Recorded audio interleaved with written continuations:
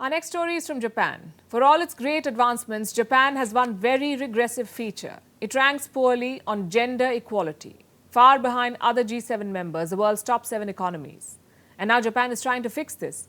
Prime Minister Fumio Kishida made an announcement yesterday. Let me quote from what he said.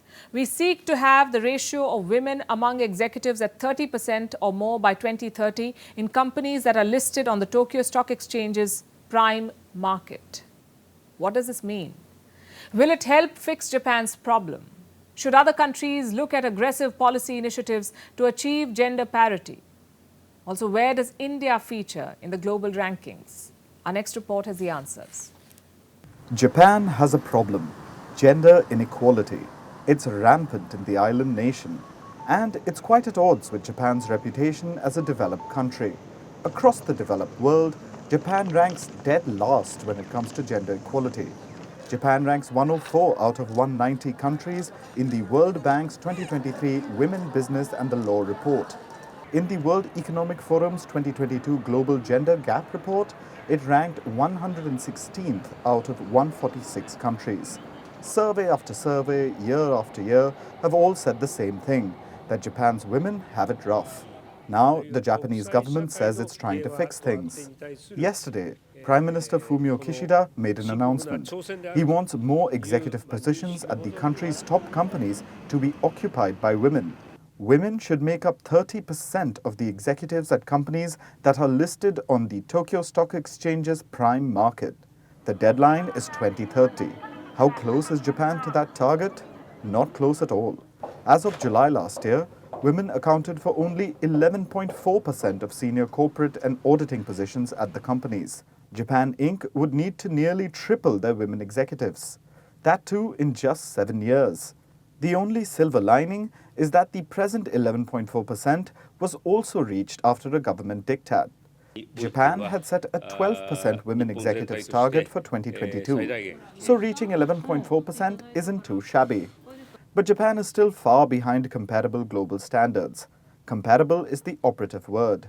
Recently, the EU Commissioner for Jobs and Social Rights said Japan's gender gap resembled the situation in Europe 20 or 30 years ago. So Tokyo is still far behind its contemporaries in the developed world. And it's not just business. Let's look at politics. Women occupy only about 10% of the seats in Japan's lower house of parliament.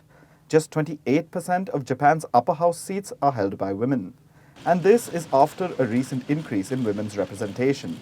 To get a clear idea about gender disparity in Japanese politics, you need look no further than Kishida's government. He's clearly not practicing what he's preaching. Only 2 out of 19 cabinet posts are occupied by women.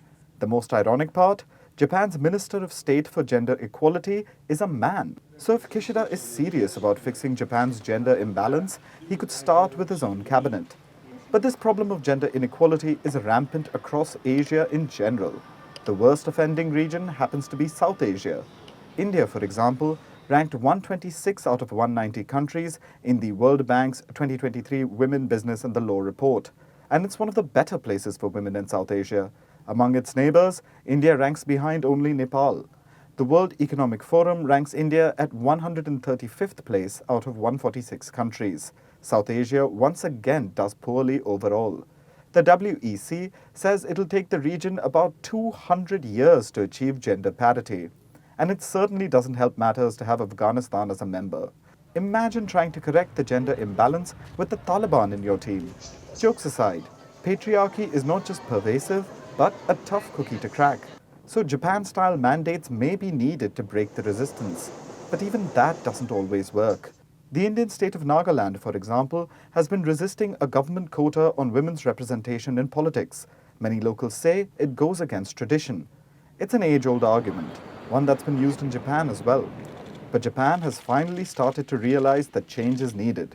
Hopefully, South Asia gets there soon too. Because women deserve a seat at the table. And we're not talking about just the ones in your kitchen.